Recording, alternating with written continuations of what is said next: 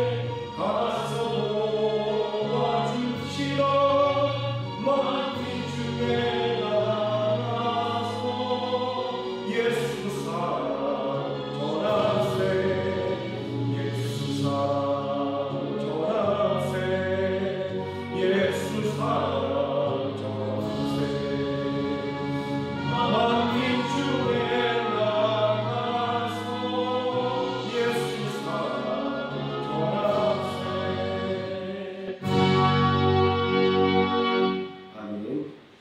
504장 찬송하시겠습니다.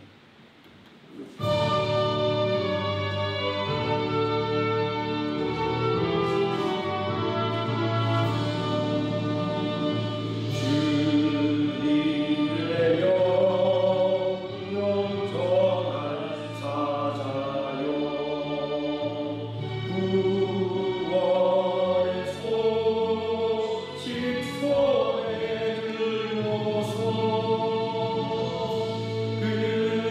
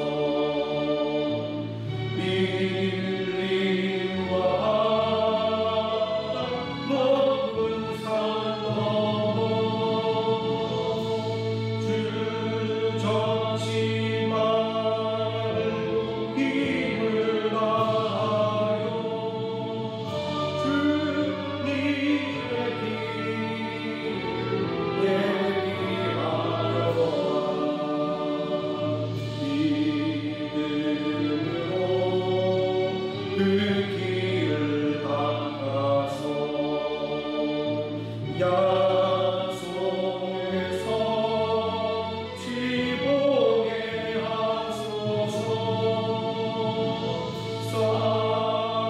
싸움이여 같은 그칠 때 동화의 왕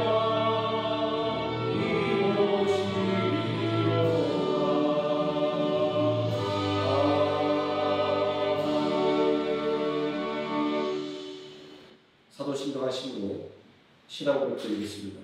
전능하사 천지를 만드신 하나님 아버지를 내가 믿사오며 그 아들 우리 주 예수 그리스도를 믿사오니 이는 성령으로 잉태하사 동정녀 마리아에게 나시고 본디오 빌라도에게 고난을 받으사 십자가에 못 박혀 죽으시고 장사한 지 사흘 만에 죽은 자 가운데서 다시 살아나시며 하늘에 오르사 전능하신 하나님 우편에 앉아 계시다가 저리로서 산자와 죽은 자를 심판하러 오시리라. 성령을 믿사오며 거룩한 공예와 성도가 서로 교통하는 것과 죄를 사하여 주시는 것과 무기에 사는 것과 영원히 사는 것을 믿사옵나이다. 아멘. 찬송가 88장 찬송하시겠습니다.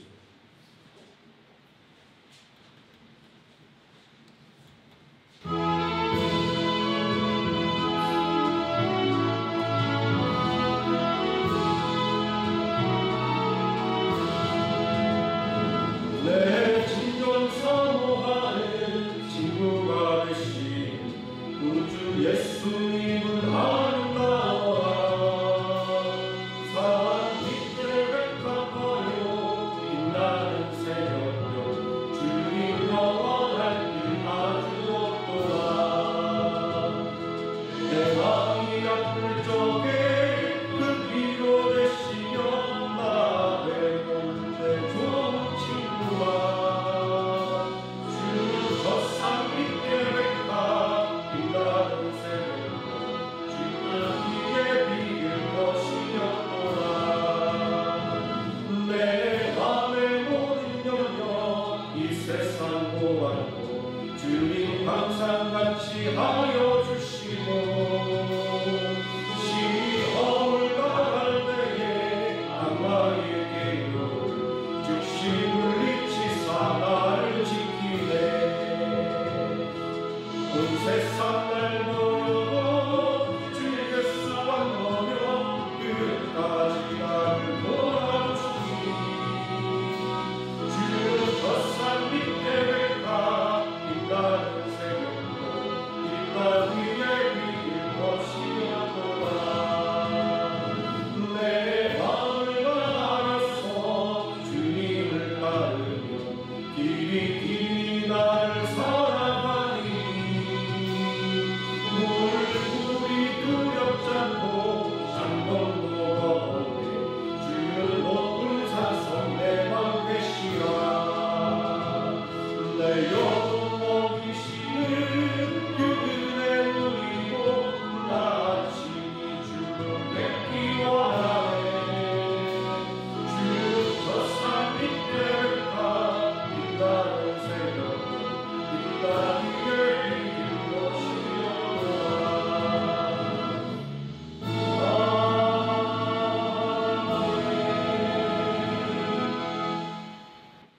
오늘 이 시간 함께 은혜받은 하나님의 말씀 사도행전 17장에서 함께 보도록 하겠습니다. 사도행전 17장 22절에서 34절까지 말씀입니다. 신약성경 217페이지 사도행전 17장 22절에서 34절까지 말씀 제가 먼저 한 절 읽고 우리 성도들이 한 절씩 교독하시고 마지막 34절을 함께 읽습니다. 바울이 아레오가고 가운데 서서 말하되 아덴 사람들아 너희를 보니 범사에 종교심이 많구나. 내가 두고 다니며 너희가 외하는 그들을 보다가 알지 못하는 신에게라고 숙인한 것 보았으니 그런즉 너희가 알지 못하고 외하는 것을 내가 너희에게 알게 하리라.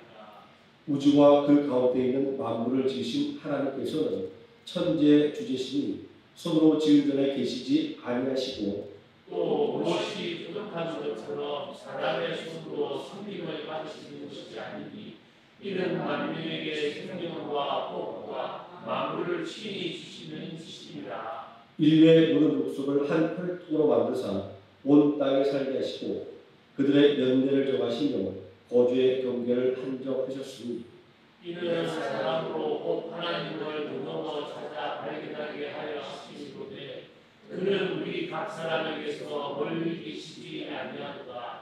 우리가 그를 힘입어 살며 기도하며 존재하느니라.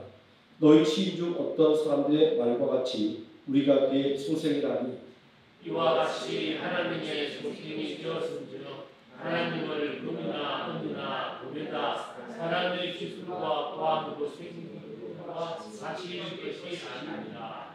알지 못하던 시대에는 하나님이 간과하셨거니와 이제는 어디든지 사람에게 다 명하사 회개하라 하셨으니 이는 정하신 사람으로 하여금 천하를 공의로 심판할 날을 작정하시고 이에 그를 죽은 자 가운데서 다시 살리신 것으로 모든 사람에게 믿을 만한 증거를 주셨습니다.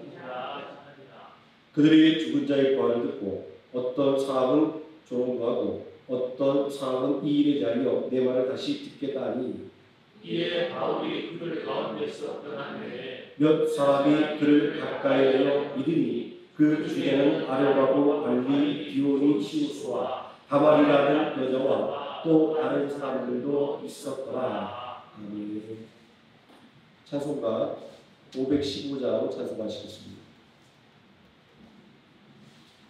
찬송가 515장입니다.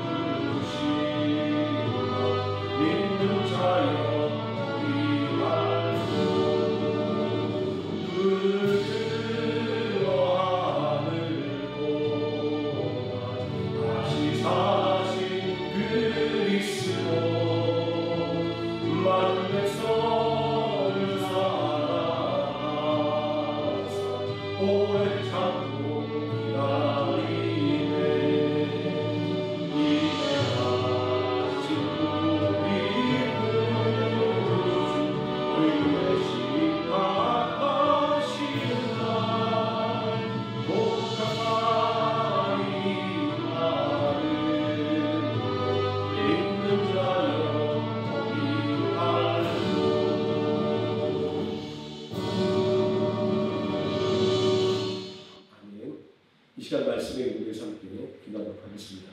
사랑이 많으신 아버지 하나님, 오늘 이 시간도 우리의 발걸음을 붙잡아 주시길 감사드립니다. 한 주를 마감하는 이 시간 피곤함을 무릅쓰고 먼저 주의 말씀을 듣기를 원합니다. 또 주의 말씀을 인하여 세임을 얻기 위하여 이 자리에 모였사오니 아버지 하나님, 간절히 하나님의 은혜를 수고하는 모든 신령들 위해 하나님의 은혜를 충만하게 부어주시길 원하며 말씀의 새 힘으로 충만하게 하여 주시기를 원합니다. 이 시간 온전히 하나님께 영광 드리는 시간 되게 하여 주시고 또 온전히 그 하나님의 영광의 빛 아래 거하는 귀한 시간이 될 수 있도록 하나님께서 이 시간 지켜 보호해 주사 악한 마음이 조금도 틈타지 못하게 해주시고 오직 은혜만이 넘치는 시간이 되게 하여 주시옵소서. 예수님의 이름으로 기도드립니다. 아멘.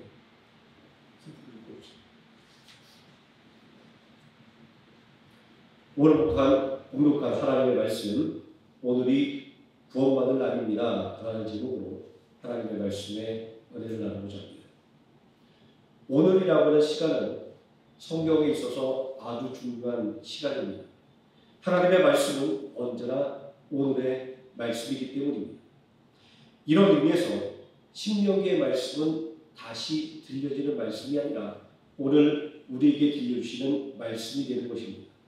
모세는 신명기 4장 40절 말씀에서 오늘 내가 내게 명령하는 여호와의 규례와 명령을 지키라 오늘의 중요성을 강조했습니다. 히브리서 4장 7절 말씀도 오늘 너희가 그의 음성을 듣거든 너희 마음을 완고하게 하지 말라 하나니 라고 오늘의 중요성을 강조하고 있습니다. 성경이 이렇게 오늘이라는 시간을 강조하고 있는 것은 하나님의 약속 그리고 구원이 먼 과거의 이야기가 아니라 언제나 오늘의 이야기이기 때문입니다. 그러므로 전도자 바울은 고린도서 6장 2절과 3절 말씀에서 가라사대 내가 은혜 베풀 때에 너를 듣고 구원의 날에 너를 도왔다 하셨으니 보라 지금은 은혜 받을 만한 때요 지금은 구원의 날이로다 라고 선포를 했던 것입니다. 여기서 말하는 지금이라고 하는 시간은 예수 그리스도의 십자가의 구속사역을 기점으로 해서 최후 심판 때까지를 아우르는 시간입니다. 이러한 오늘이라는 시간 개념의 정의는 예수 그리스도의 구속사역이 과거에 머무는 것이 아니라 지금 이 시간 그리고 이 장소에서 일어나는 오늘의 사건이라는 것을 의미하는 것입니다. 그러므로 내일이 아니라 오늘 복음을 전하는 것이 필요한 것입니다. 오늘 우리가 함께 읽은 이 본문의 말씀은 바울이 아덴에서 홀로 복음을 전하기 위해 복음 분투하는 모습에 대한 것입니다. 당시 학문의 중심이었던 아덴에서 복음을 전하는 것은 결코 쉬운 일이 아니었습니다. 온갖 철학의 학파들이 위세를 떨치고 있었으며 사람들은 자극적인 이야기에만 귀를 기울이려고 했기 때문입니다. 한마디로 복음이 비집고 들어갈 틈이 없는 곳이었습니다. 이런 아덴의 모습은 마치 오늘 우리가 살고 있는 이 세상을 방불케 합니다.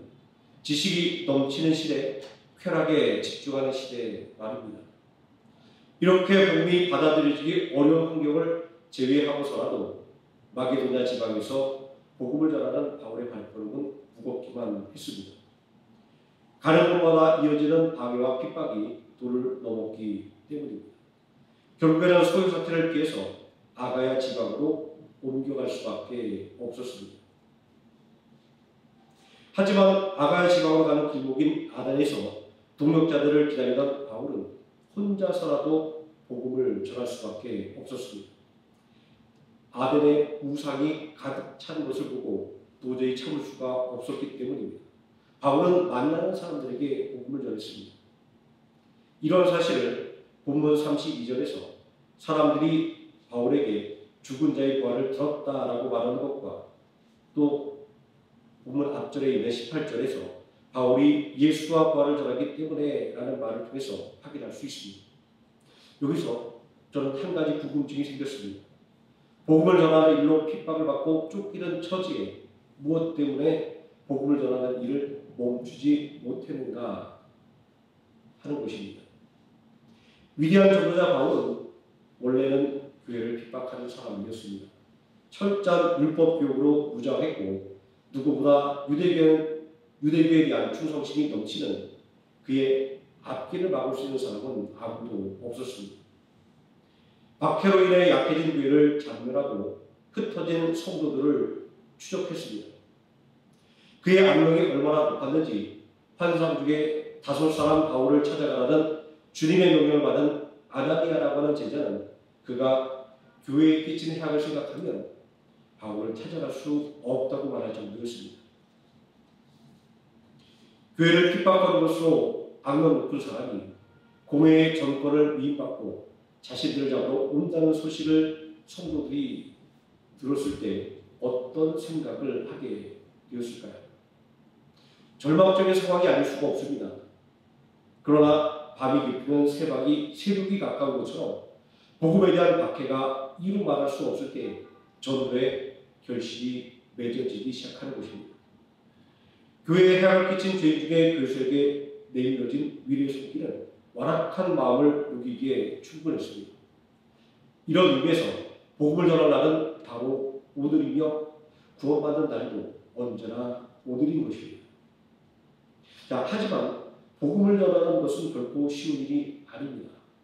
왜냐하면 복음을 전하는 것은 언제나 반대에 부딪히기 때문입니다. 살기 등등하여 교회를 핍박하던 바울을 생각해 보십시오.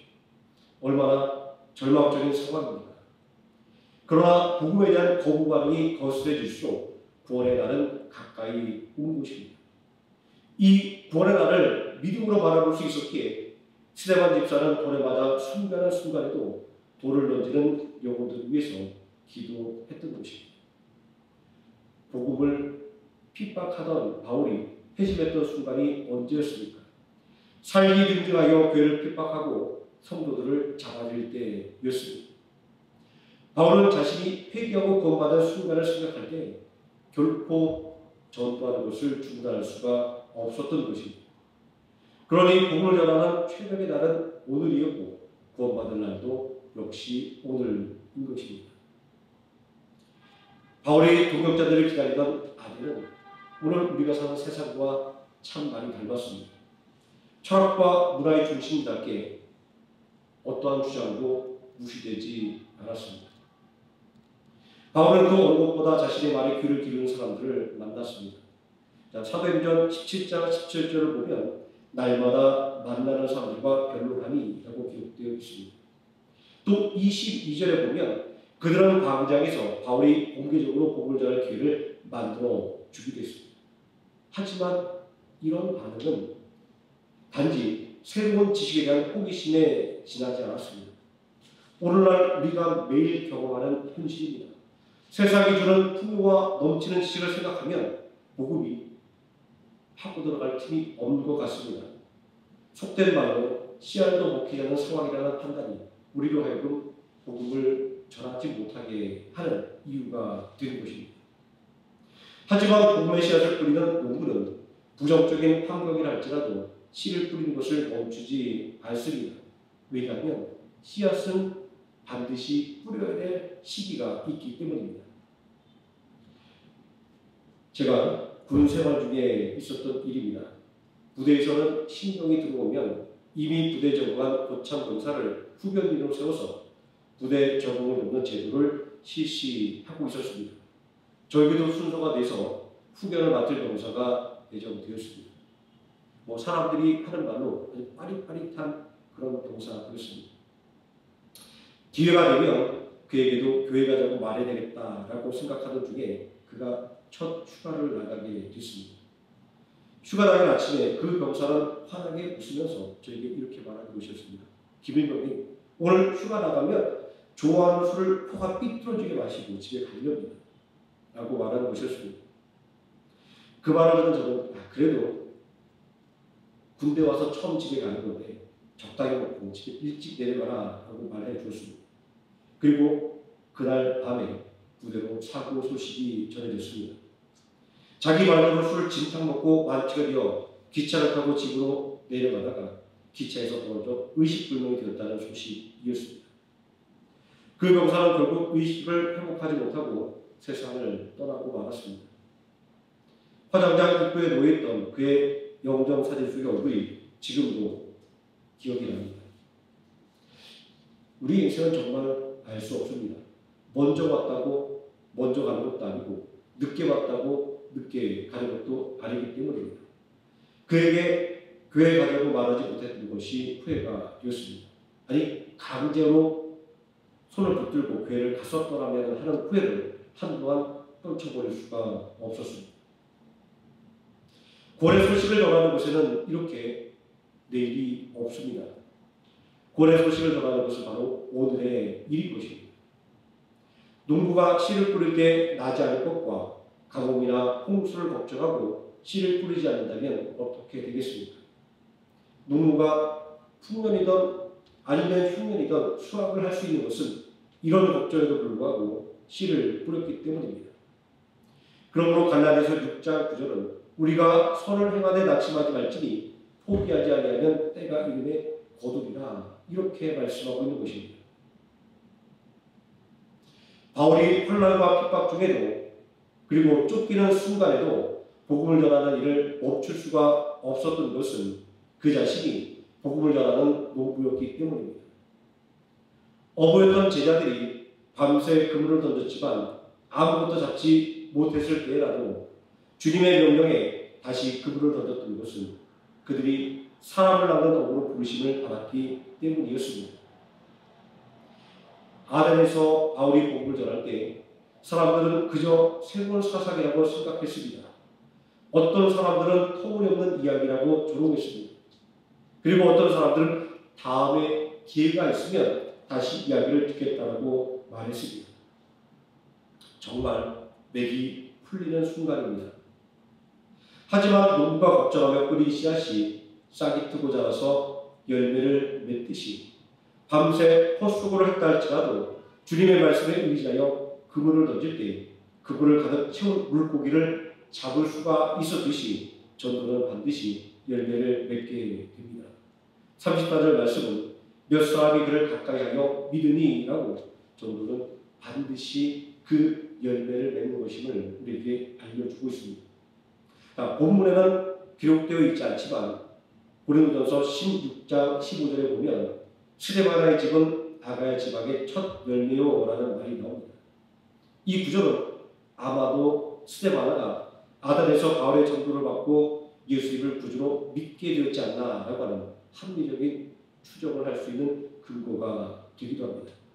오늘날 복음이 전해져야 하는 이유입니다. 오늘이 구원받을 날이라고 하는 증거입니다. 선을 행하되 낙심하지 말지니 때가 되면 이루리라는 말씀은 오늘 전파되는 복음과 오늘 베풀어지는 구원의 은혜를 말씀하고 있는 것입니다. 바울처럼 낙심하지 말고 때를 따라 복음을 전하는 하루의 생명학교의 성도님들이 되셔서 바울처럼 복음의 열매를 풍성히 맺기를 예수님의 이름으로 축원드립니다. 기도하시겠습니다.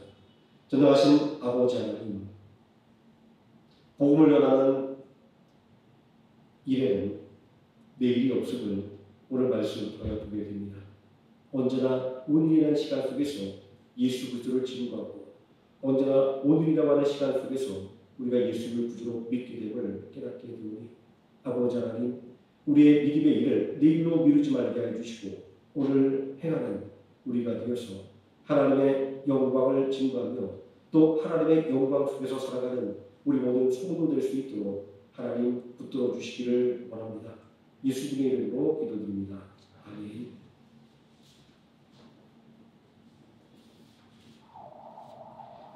(523장) 함께 찬송하시겠습니다.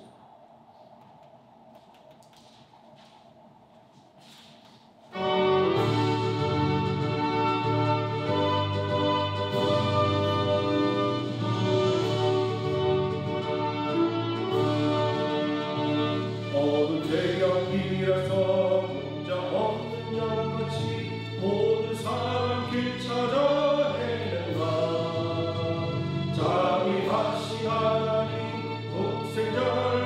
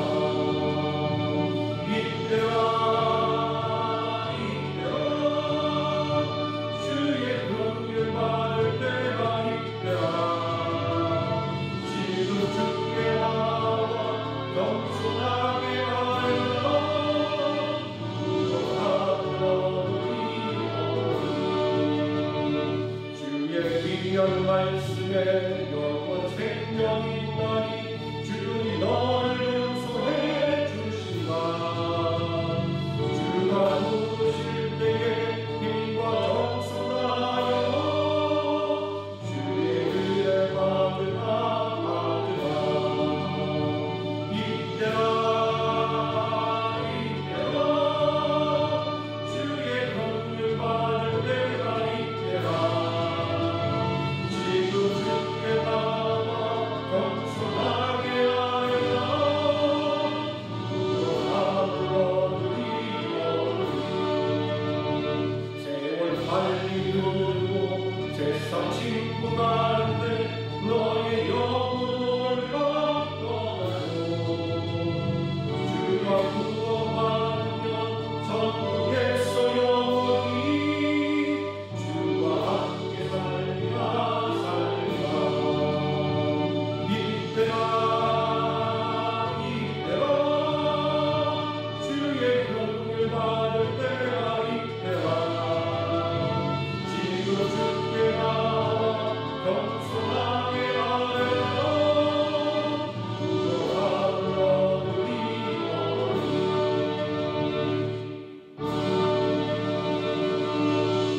아멘. 이 시간 주여 성찬하시고 함께 통성으로 기도하시겠습니다. 주여 주여 주여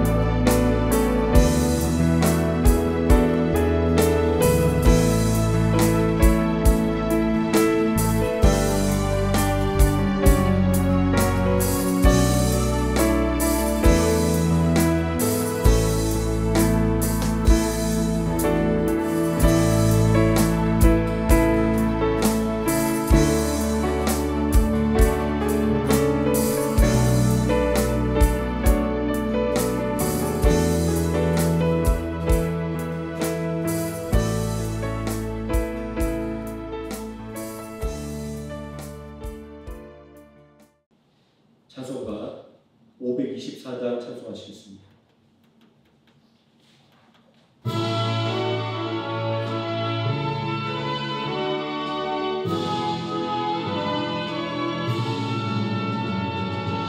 알기를 알기 보이시니 주 안에 빨리 나갑시다. 우리를 찾는 구주 예수 오노라 하시네. 대역과 승리하오니 기뻐 뛰며 주 보겠네.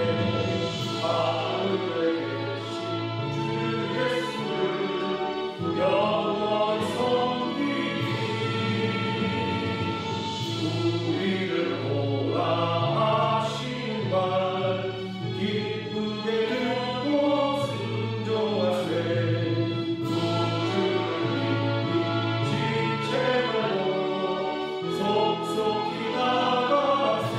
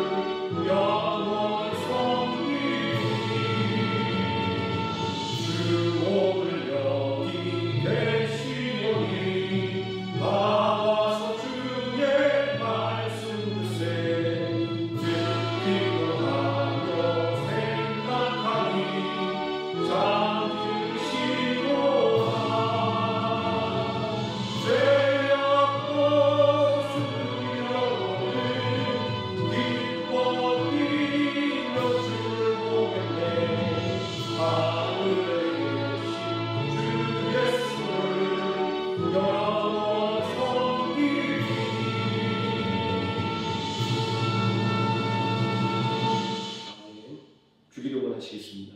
하늘에 계신 우리 아버지여, 이름이 거룩하심을 받으시오며 나라의 임하옵시오며 뜻이 하늘에서 이루어진 것 같이 땅에서도 이루어지이다. 오늘날 우리에게 일용할 양식을 주시고 우리가 우리에게 죄진 자를 사하여 준 것 같이 우리 죄를 사하여 주옵시고 우리를 시험에 들게 하지 마옵시고 다만 안에서 구하옵소서. 대개 나라와 권세와 영광이 아버지께 영원히 있사옵나이다. 아멘.